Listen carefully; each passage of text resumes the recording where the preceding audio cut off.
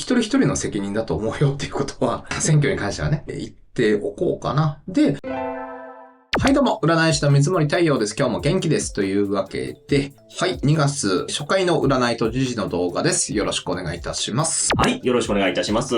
先週はちょっと私がね、ヘロヘロでございまして、セレネからお送りしまして、テロップが間違ってたりとかしまして、大変失礼いたしました。もう大丈夫なんですか？もうおかげさまで。はい、まだちょっとね、喉声っぽい感じあるんですけども、鼻声かなって感じあるんですけども、すっかり元気になりまして。そう、だから、あの状態でよくやろうと思ってたよね。なんか無理なんじゃないかなと思ってたのに、火曜収録してるんですけど、火曜収録に来ようとしてたから、いや、俺一人でやるよみたいなね。いや、なんかやっぱりね、自分で収録して、ちゃんと編集やりたいなっていう気持ちが強くなっちゃってね。ありがとうございます。コミットしていただいて、本当に。無理しなくていいからね。僕がなんか、ブラック企業の社長になっちゃう、本当に。そんなことないですから。ありがとうございます。まあ今週はね、通常通りお送りしていければと思います。はい、もう2月の今日は収録日3日、節分でございますよ。一応問題がなければ、あさって2月5日の木曜日にアップされる予定でございますので、よろしくお願いいたします。はい。今週も4つのジャンルでお届けしてまいりたいと思います。さあでは参りましょう。まずは今週のエンタメスポーツでございます。結構いろいろニュースございました。まずはおめでたい話題でございますね。剣道小林さんが結婚第一子誕生を電撃発表。めでたいですね。おめでとうございます。フジテレビの CS フジテレビ1の特番剣道小林の重大発表という番組の中で、昨年の8月に結婚、今年の1月に第一子の男の子が誕生していたことが分かったと。めでたいですね。もうお付き合いがずっと長くって、一緒に暮らし始めたのがコロナ禍入ってからと。確かに。ヘビ年で、ケンコバさん的にはヘビ年が今期になりやすいタイミングなので、25年の2月4日から今年の2月、今日3日なんですけど、ここまでなんで、なるほどくらいの感じでした。まさしくタイミングっていう。感じですよね。で、本当にね、ずっと独身貴族っていう。ね、そういうイメージだったけどね。ロケの4日前に子供が生まれたっていうことで、なかなかこう、芸能人って感じがしますね。そう。おめでたいことでございます。おめでとうございます。で、おめでたいニュースの後にですね、これはちょっとじゃあおめでたくないニュースの方を先に行きましょうか。音楽デュオデフテックのマイクロさんが乾燥大麻所持の疑いで逮捕。乾燥大麻所持したということで、厚生労働省関東信越厚生局麻薬取締部通称マトリがデフテックのマイクロとして活動する西宮裕樹容疑者45歳を麻薬取締法違反所持の容疑で現行犯逮捕したということでございまして、2日に渋谷区の自宅で乾燥大麻数グラムを所持した疑いで逮捕されたということでございまして、今週8日にもう東京日本武道館で開催予定だった20周年ライブ当然中止になりましたし、牛尾出版さんの方から出版予定だった3月5日に出版予定だった、波に乗る366日の言葉という本、これも当然ながら発刊中止ということで、なるほどな。波に乗れてたはずなんですけどね、ちょっと残念なことになってしまいましたね。選挙の時期だし、いろいろ考えちゃうけどね。確かにね、時期的なものもありますよね。運勢はダメでしたよ。ヘビ年の牛月で、金の公共が見取り牛で超強くなっちゃって、悩ましいこととか、そういうことが起きる、不名誉なことが起きるっていう感じですし、2月にね、日食があるんですよ。で、その日食のタイミング、その日食が起こる場所の反対というか、に自分の太陽があるんですよ。この人8月28日生まれらしいんだよね。なるほど。で、それのちょうど半年前くらいでしょ、そこで日食が起きるみたいなことで、それもタイミングだし、多分ね、月も羊座と魚座の間くらいなので、今そこに海王星と土星が来てるので、人生の重大な転機が今なんですよ。なんかいい意味で転機を迎えてほしかったですけどね。武道館に書籍も出てっていう感じだから、乾燥大麻、ガチやんみたいなね。ガチですよ、本当に。ね。なんか、ユンケルとかじゃダメだったのかわかんないですけどね。本当ですよね。元気出すっていうだけだったら全然ね、本当ね、今後ちょっとどうなるかはね、注目ではございますけどもね、まあしっかり反省してほしいところではございますね。そうですね。ちょっと悲しいニュースではございましたが、こっちはじゃあ続けては、ちょっと喜びのニュースと言いますか、今いいニュースと言っていいんじゃないでしょうか。藤井聡太六冠、歴代最高2億円超で4年連続賞金王。藤井聡太。ね、日本将棋連盟が3日、昨年の獲得賞金対局料ランキングを発表いたしまして、藤井聡太六冠23歳、まだ23歳なんですね。がですね、過去最高の2億1361万円で前年比3805万円増、4年連続1位となったと。いや、すごいですね。平成元年の統計発表以降2億円超えは初めてということなんですけども、いや、すごいですね。2位の永瀬拓也九段が4577万円なので、もう本当に大きく差をつけてる。そうですね。いうことでございますけど、やっぱりまだまだ運勢的には。まあ、年と体温10年サイクル同時にいいのが、ここ5年くらいなんですよ。今年までかな ?25 年の2月3日までかなっていう感じだから、最初のピークくらいなんじゃないかな、今。いわゆる人生における最初のピークがまさしく今だ。なるほど。まあ、普通だったらスランプに今年からなるんだけど、どう乗り切るかも見てみたいですよね。確かに。大谷翔平選手なんかもね、運勢切り替わりみたいな話とかもありましたし、本当に今年ちょっといろいろどうなるのかっていう。体温がね、そんなに悪くないから、しばらくはいいかなとは思いますよ。なるほど。しばらくはいいかなとは思うけど、っていう感じで。6冠とか7冠とかでしょ、この人。今6冠ですね。だから、ね、羽生さんみたいに4冠になったりとかさ、3冠になったりとか、けどまた5冠になったりとかっていう、ちょっとこれからチャレンジする人出てくるかもなとは思いますね。なるほどね。まあそういう意味では新たに活躍される方がね、出てくるのかもなっていう気はしますけど。将棋界も注目でございますね。プライベートで悩んでたりしてね。それはわかんない。なるほどね。まあないとは言えないですよね、それもね。まああと今週のニュースといたしましては、まあちょっとこれはまあ軽くですけども、触れておきますと、ミラノ・コルティナ五輪、オリンピック2月6日。もう始まるじゃない。そうなんです。この動画がアップされた翌日から22日までですね、第25回オリンピック冬季競技大会ということでございまして、8競技116種目、ということで、冬季競技のアスリートたちが熱戦を繰り広げると。割と冬のオリンピック好きです、僕は。あれですよね。だから、スケートとか。そう、スケートもよく見るし、ジャンプとかね、長野とか結構選手やりますから、なんか見ますね。僕長野出身なんで、それだ。ただ、単に見なきゃと。占い館セレーネは、冬季オリンピックを応援しています。ただ単に個人的な、それです。はい。僕もちょっと見たいなというところでございますね。そして、エンタメスポーツ、ジャンルとしてはラストでございますけども、ネットフリックス新ドラマ、地獄に落ちるわよ、トークパネル開催ということで、1月27日にですね、ネットフリックスが2026年日本の新作配信タイトルを紹介するラインナップ発表会、NEXT on Netflix 2026を開催。このイベントの中で、戸田恵梨香さん主演のドラマ、地獄に落ちるわよのトークパネルセッションが行われたと。いうことで、このドラマは1980年代から2000年代にかけて日本のメディアを席巻した占い師細木数子をモデルに戦後の貧困から這い上がり国民的存在へ上り詰めるまでの知られざる半生を描くドラマシリーズということでございましてね、怖いもの見たさで見たいけど、どこまで取り扱うんだろうね。いろんな話聞くからさ、いろんなお話ありますよね。いろんなお話があるからノーコメント。占いを良くも悪くもメジャーにね、していただいた方ということでノーコメントで。戸田恵梨香さんのね、10代から60代まで全部戸田さんがやるってことですから、そこの10代から60代までだと結構あの人っていろんな噂と事実があるよ。ね、戸田さんの演技に期待ですかね。そうですね。はい。というわけでございまして、今週のエンタメスポーツのコーナーでございました。さあ続きましては今週の政治経済のコーナーでございます。政治経済メインはね、やっぱりもう衆院選になっちゃうんですけれども、その前に2つほどちょっとピックアップさせていただければと思います。まずはですね、大変話題になっておりますね、これもね。退職代行もう無理。運営会社社長と妻を逮捕でございます。退職代行サービスもう無理の運営会社アルバトロスの社長谷本慎二容疑者37歳と、妻で従業員の谷本しおり容疑者31歳が報酬を得る目的で退職交渉に関する仕事を違法に弁護士らに紹介した疑いが持たれていますと。いわゆる非弁行為と呼ばれるやつですかね。はい。二人は一昨年報酬目的で退職交渉の法律事務を弁護士らに紹介した疑いが持たれているということで、二人は弁護士法違反になるとは思っていなかったなどと容疑を否認していると。はい、いうことだそうでございます。で、結構 SNS なんかでもね、退職代行についてはめちゃめちゃ話題になりましたけども。そうだね。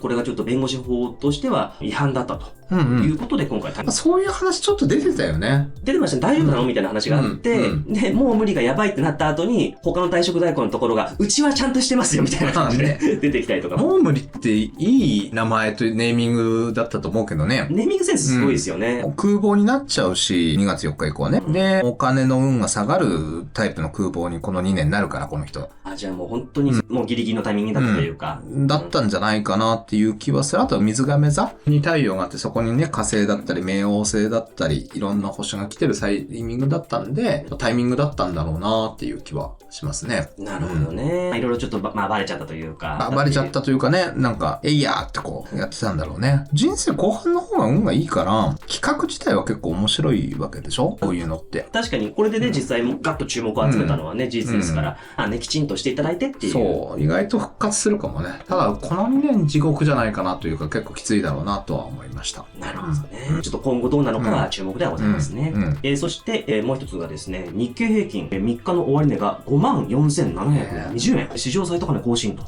ということでございまして、先週末、高市総理が、円安で外為特会の運用がホクホクなどと発言したことで、外国為替市場で円安容認との見方が広がり、円相場が1ドル155円台まで進行ということで、これの影響もあってか、前日よりも2065円高い 54,720 円で取引を終えて、およそ半月ぶりの史上最高値更新ということだそうでございます。一応そういった風にニュースサイトの方ではあったわけでございますけれども、またね、株価が上がって、円安が進行してというところでございますね。まあ、なんて言ったらいいのかな。とりあえず、選挙期間中なのにみずほがなんかコメント出してましたよ。はい。それ以上は言いません。なんか、いろいろ心配だなっては僕は思っています。はい。なるほどね。皆さんもいろいろね、ちょっと注目と言いますかね、いろいろと気をかけていただければなということでございますね。そうですね。というわけでございまして、今週やっぱり一番のニュースは衆院選でございます。そうですね。各党絶戦を繰り広げてるわけでございますけれども、ちょっと先週の動画の中で、僕ちゃんと出してたよ。出してたけど忘れてて。僕も打ち合わせで、百田さんこうだよねみたいな話をしてたんですけど、そう。抜けちゃったんだよね。本当すいませんね。すいません。特に悪意はないです。ないです。別に嫌いとかもない。なんかだから、ここはもうちょっとやめといた方がいいんじゃないのとか、いろいろ思うところあっても嫌いとかないですし、なんだろうな、国会議員で飯を食ってる人もいるじゃないですか。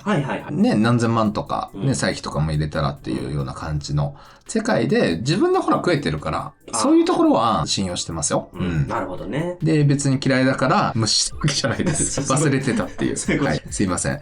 で、百田さんの運は、そんなには悪くないんです。ただ、24年以降、プライベートとか身内関係とかで喧嘩とかしやすいようなサイクルになってて、ほら、川村さん出てちゃったりもしたでしょ？確かに。だから、そういうことがまだまだ全然起きそうな感じのサイクルではあるんですよ。大きいサイクルで言ったら。だけど、仕事運とか、なんかそういう結果出るか出ないかで言ったらいい対応に入ってて、去年とか一昨年とかいい年ですし、今もいい年っていう感じなんで、26年もね。で、月だけちょっと微妙なんですよね。1月も2月も。1月も2月も。両方。だから、伸びきれないかなっていうのと、じゃあ、有本さんどうかなとか、それから、島田さんか。島田さんどうかなって通るかもしれない。有本さんのところは川村さんに対してのなんかこう、ちょっとでも削ろうっていう感じがするんですけど。いや、わかんない。ゲスの勘繰りですよ。だけど、そう思っちゃう人がいるかもしれないですね。そうですね。だから、島田さんが通るといいねとは思っていて、ギリギリくらいじゃないかなとは思いますね。なるほどね。百田さんちなみに SNS 相変わらず元気でございまして、拡散希望ずっと言いませんでしたが勇気を振るって初めて言います。私、百田直樹が支持する政党は日本保守党です。とうとう言ってしまった。恥ずかしい。言いそう。言いそう。なんか普通に出てくるよね。ライブじゃないけど、こういうホワイトパネルにちょっと汚いマジックで書いてる、なんかそういう映像が出てきそうな。やりそうな感じだね。ですね。なるほどな。だからね、割とギリギリだとは思います。でも前回300取ってますからね。だからどのくらい自民に戻ったかっていう感じじゃないですかね。なるほどね。ちなみに衆院選の中盤情勢の予測としてはですね、FNN による衆院選の中盤情勢調査では、自民党が単独過半数を大きく超えて、日本維新の会との与党で300議席を超える勢いになるんじゃないか。公示直後にですね、他の読売新聞さんですとかが出した序盤の情勢だと、自民が単独過半数超えっていう。だから2月3日までは高市さんだってすごくいい。やっぱそうですよね。だからこの3日でどうなるのかなっていう感じで、もしかしたら僕合わせて290台かなとか思ってますけどね。300いくかいかないかギリギリになっていくのかなっていう。今回難しいんですよ。ただでさえ難しいのに、運勢が2月4日で年運も変わるし、月運も変わるから、計算しづらいみたいななんか感じがあって、占い師泣かせなんですよね。今回の選挙のタイミングね。もう本当にだってこの動画が上がっての2月5日ですから、もうね、なっちゃいますよね。で、選挙な。まず海外ニュースとか、これからちょっと喋ってきますけど、そっちも大事だと思いますし、結局、これから、茶さんとの動画も発信されてるから、それも見てほしいんですけど、高市さんのドラゴンヘッドとドラゴンテールって言って、日食とか月食の感受点になる場所があるんですけど、高市さんのその位置で、今回の2月17日あたりに日食が反対方向とかで起きると。っていうのがあって、で、3月3日は今度は月食でしょ。だから結構選挙後っていうのはいろいろ見ていかなくちゃいけないなとは個人的には思っています。26、27は僕は日本の運勢はちょっと微妙だと、株価は上がってるんですけど微妙だと思っていて、特に通貨に関して警戒しなくちゃいけないなとは思っていて、で、みずほさんもいろいろ発表してますよと。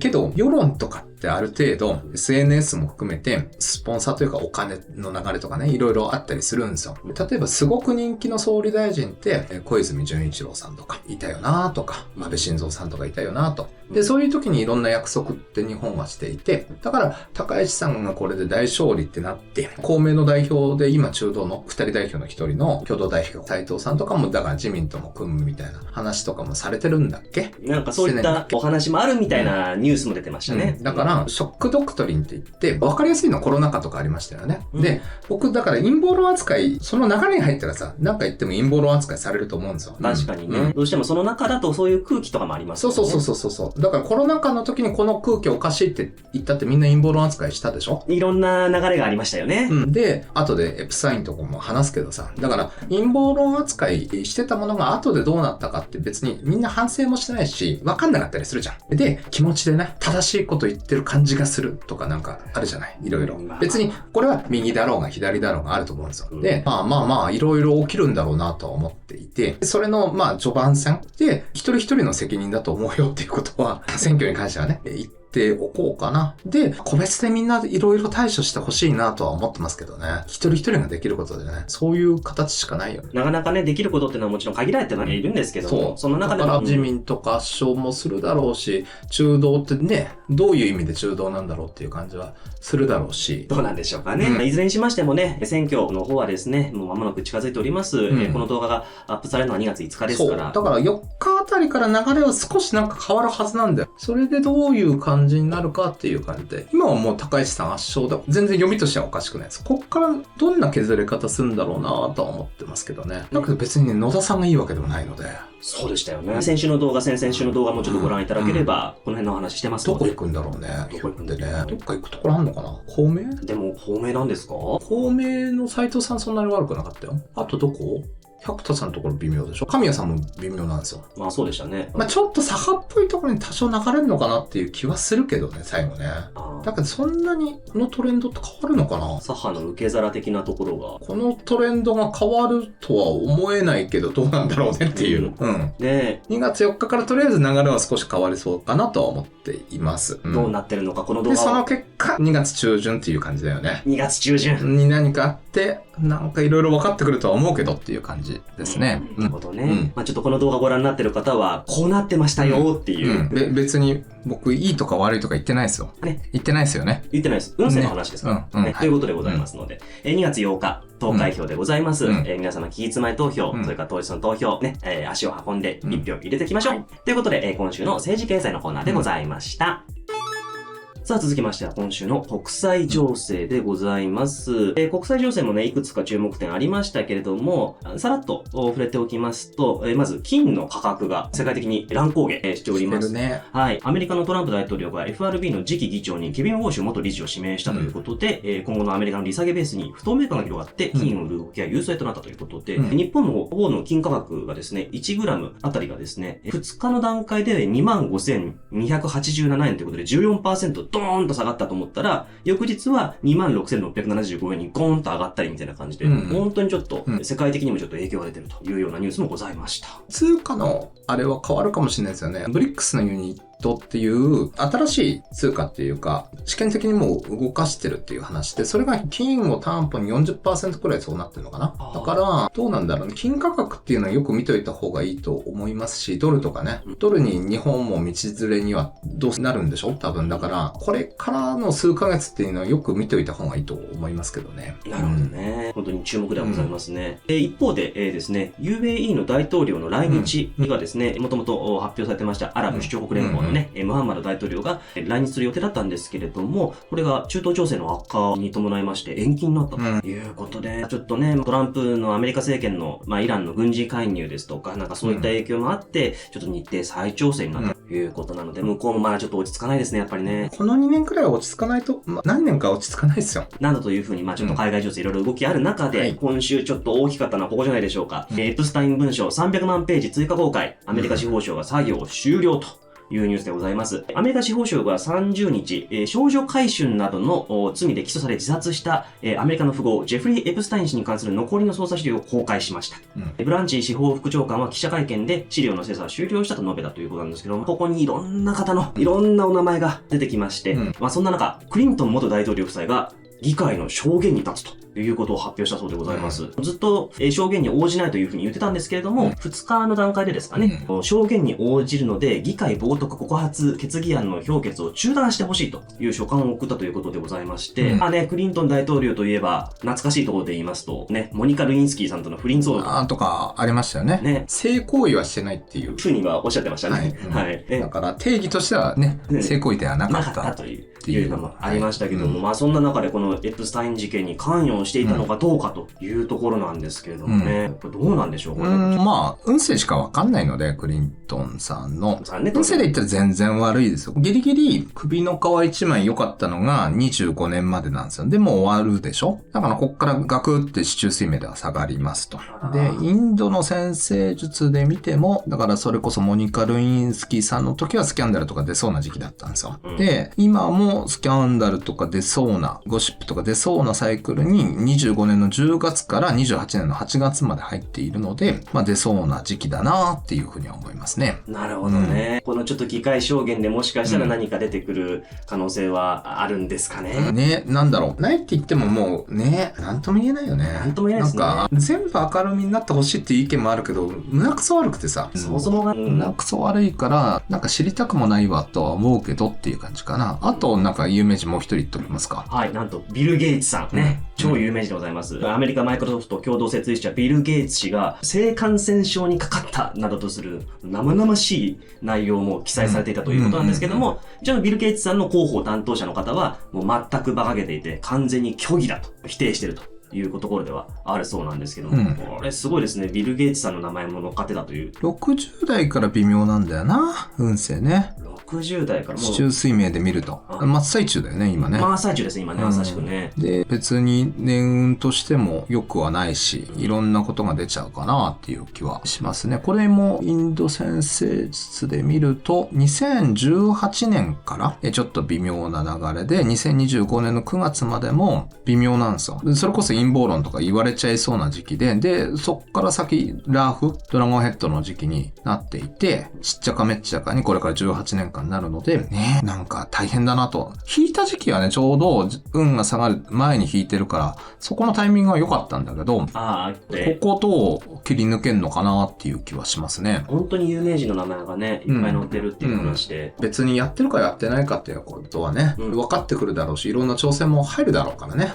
そうですね。ただ陰謀論扱いとかして、コロナ禍もそうだったし、ビル・ゲイツさんなんかよく陰謀論のやり玉に上がったりするけど、そうですね。けど、発言があったりとか、お金の投資の動きとかがあったりとかはするわけでしょ。で、この人のいい側面もいっぱいあるんですよ。お金持ちになるとかいい側面もあるけど、悪い側面が出るようなサイクルには今なってるよね。人間表裏一体だからね、結局ね。なかなかね、一側面だけでは語れない部分はたくさんあると思いますので。だからそういうことしてたとは言ってないよね。言ってないです。何も言ってないよね。はい。別にね。そういう運勢だよねっていう話と。運勢の話しかしてないからあれだけど、見たくないようなことも世の中あったりするもんだと思うけどね。ということでございますので、ちょっと本当にこれもね、いろんな分野に影響出そうですからね、これもね。そうだね。ちょっと日本のマスコミあんまりやってないんでしょ？ X でちょっとインフルエンサーが取り上げてるだけでしょ？そうですね。一応 Yahoo ニュースとかにも載ってはいるんですけども、そこまで大きいかっていうとちょっとそこまでではないかなって。日本人の名前もあったりするからかな。どうなんでしょうかね。わかんないですけどね。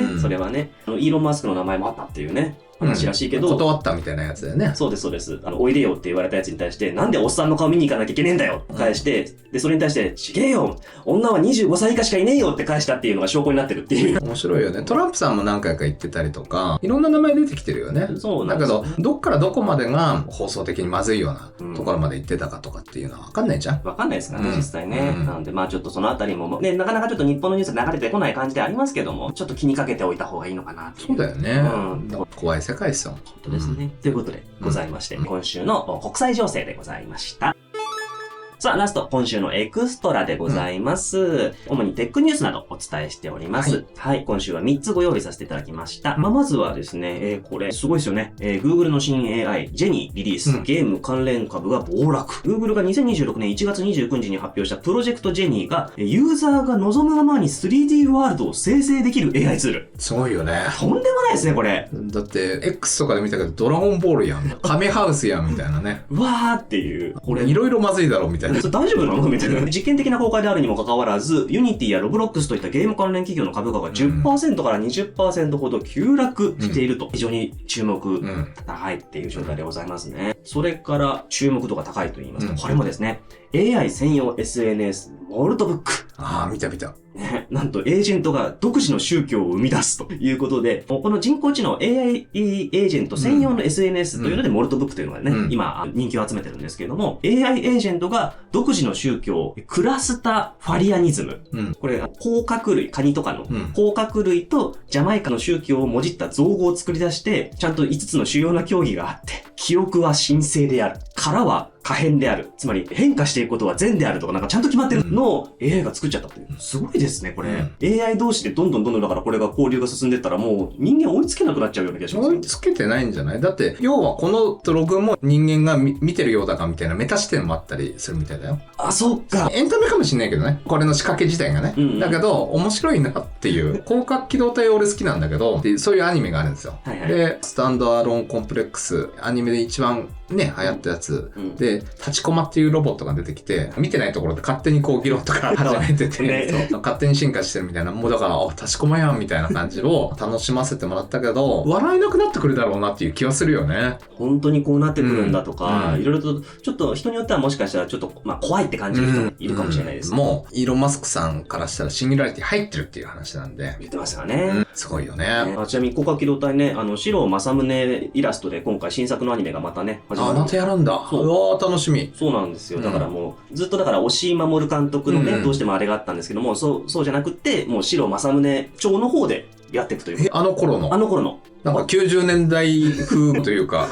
だから、元子がもうちょっとフランクというか、重くない感じみたいなんです。目でかくなるね。楽しみですね、それは。そして、エクストラニュースラストでございますけども、そんなイーロン・マスク氏のお話でございますけれども、視力を失った人も見られるようにする技術は、今、規制承認待ちだと。いう風に発言したということでございます。イーロン・マスク氏が自身が設立した脳神経科学スタートアップ、ニューラリンク。ね、以前もこの動画でもね、お話ししましたけども、視力を完全に失った人でも見られるようにする技術の開発を進めていると明らかにしたということで、マスク氏は28日、現地時間の28日に X を通じて、私たちは視力を完全に失った人でも最初は低解像度で、時間の経過とともに高解像度で見られるようにする初の盲視拡張、ブラインドサイトオーギュメントの技術を開発しており、規制承認を待っていると。すごいね。だからもう視力をね、本当に失ってしまった人、単純に目が見えなくなっちゃった人とかもそうですし、病気とかでね、視力がどんどんなくなっちゃったっていう人とかも、また見られるようになるかもしれない。面白いよね。すごいですね。本当に広角機動隊の世界になってきそうな。本当にまさしく。だから、要は脳に電極さしてじゃないけどさ、要は映像とことよとかがね、多分、の視覚野みたいなところを繋いでいくんだと思うけど、っていうことは、なんかこう、見せたい映像を見せる技術とかも出てくるのかとか、本当に VR みたいな世界になってくるよね。今見てる世界は本物なのかじゃないけど、そういう話も出てきちゃいますよね。だから最後のところ占いでも何でもないんだけど、世の中ってこのくらい進んでるよねっていうのも伝えとかないとなっていうのがあるんで、広角機動隊とか見るとなんかイメージはしやすいのかなっていう気はしますけどね、本当ね。宣伝になっちゃった多分。全然関係ないですけどね。うちとは関係ないですけども。でも本当ね、未来の変化っていうのはそれぐらいあるんだよっていうのが分かった上で、占いも楽しんでいただけるとね。そうだね。いいのかなと思いますので、ちょっとこのエクストラコーナーもね、引き続き楽しんでいただければと思います。というわけでございまして、以上4つのジャンルでお届けしてまいりました。いやー、ちょっとまずはね、今週末、選挙がございますので。そうだね。選挙は行った方がいいんじゃない？行っって後悔するか、行かずに後悔するか。行って後悔しないっていうのはあるのかな？わかんない。どのくらいの人がそういう選択するんだろうとは思うけど、そんなに主流じゃないような気はするけどね、そういう人は。行かないで後悔しないもんなんていう人はちょっとなかなか。いや、これから起こること次第ですよ。それの程度次第だからっていう感じで。私は行った方がいいと思いますよ。というところでございますね。はい。ということでございまして、占いと時事今週もお届けしてまいりました。来週以降もね、お届けできればと思っておりますので、引き続き応援のほどよろしくお願いいたします。はい。このチャンネルは占いカンセレーネで提供しております。チャンネル登録、高評価、コメント、ハイプなど、皆様よろしくお願いいたします。はい、お願いいたします。あとお知らせでございますね。そうですね。2月の28日、1時、明日打ち合わせするので、詳細決まったらすぐ発表させていただきますので、よろしくお願いいたします。10人かな ?10 人ちょっととかで、上野でちょっと簡単なツアーみたいなのできたらなって、開運ツアーで、チャン先生がおすすめのパワースポットとか巡って、で、お食事会みたいなのも2部にわたって、2部だけでも入れてくれっていう人いたら、全然言ってくれれば、それもできるようにしますんで、何卒よろしくお願いいたします。はい。決まりましたらお知らせさせていただきます。あと3月の22日あたりにもイベントあるかもと。3月22日、ちょっとこれも詳細決まりましたらお知らせ出しますので、なんかあるんだなと思っていただければと。なんかあります。よろしくお願いします。というわけでございまして、占いと時事また来週もよろしくお願いいたします。ありがとうございました。またね。また来週。